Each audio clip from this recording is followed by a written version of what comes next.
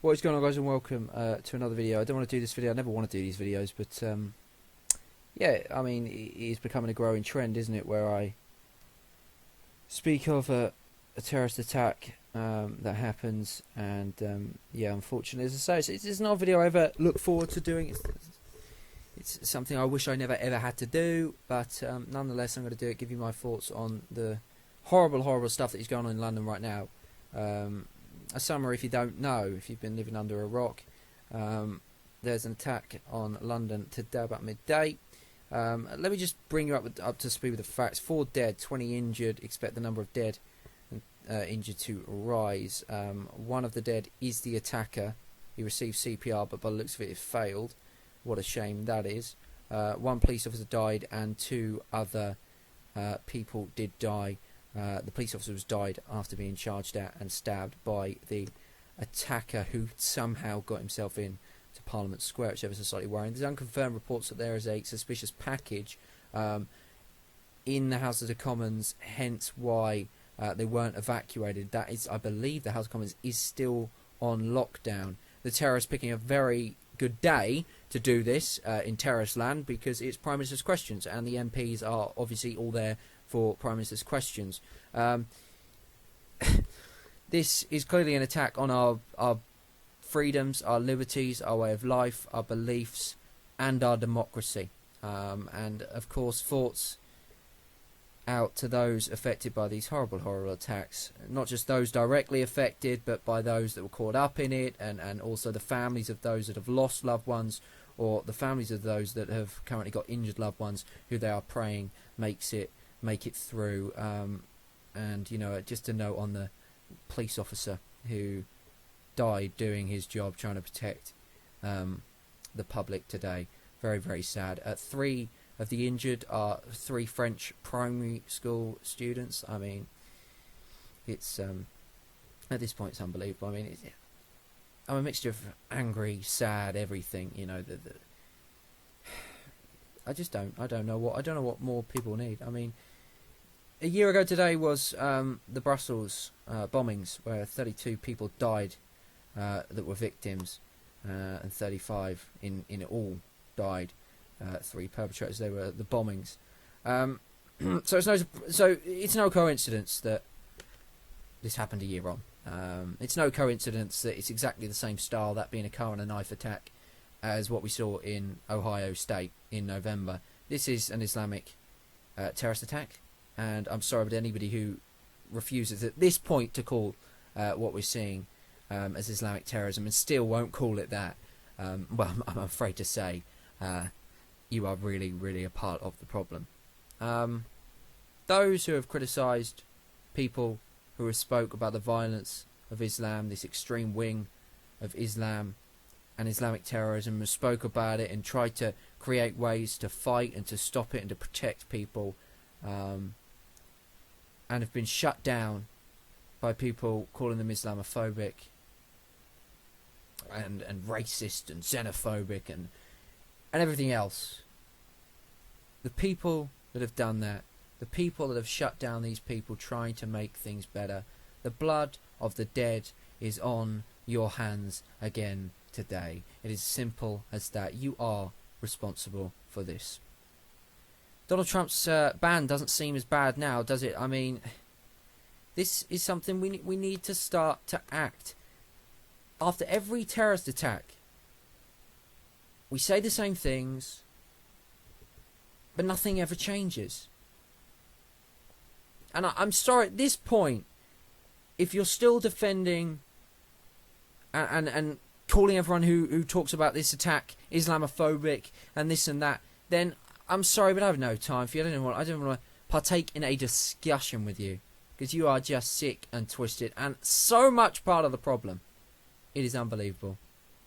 Those who support mass immigration, the refugee, this is the thing. Let me just talk about this point. Those on Twitter putting pray for London. What the fuck do you hope to achieve from putting hashtag pray for London?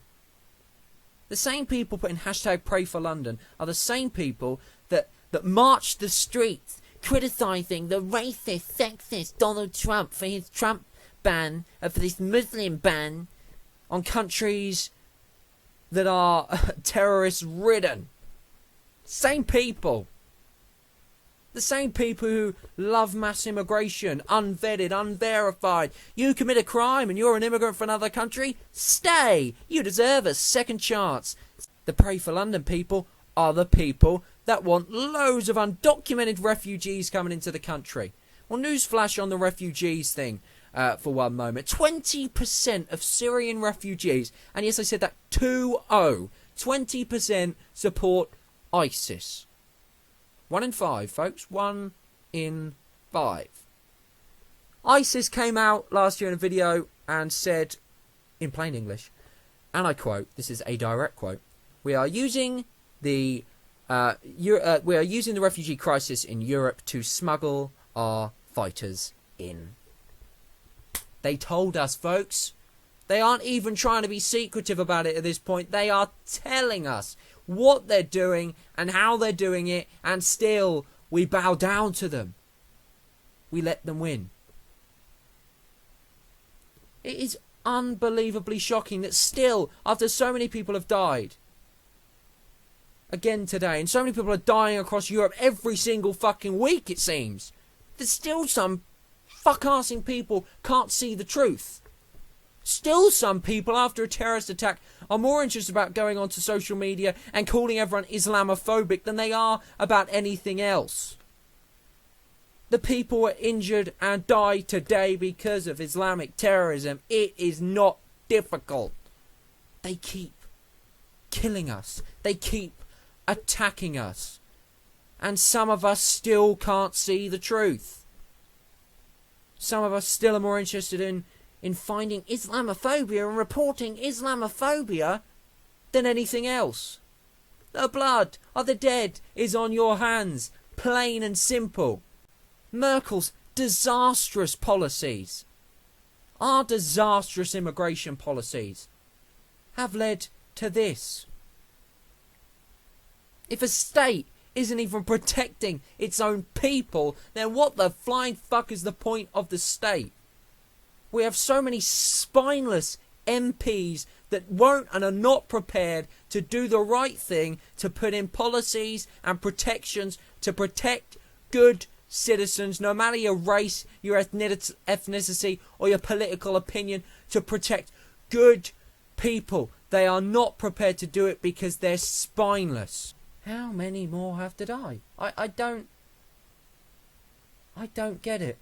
The London mayor came out only a few months ago saying that terrorist attacks, you should expect them in a big city, that moderate Muslims are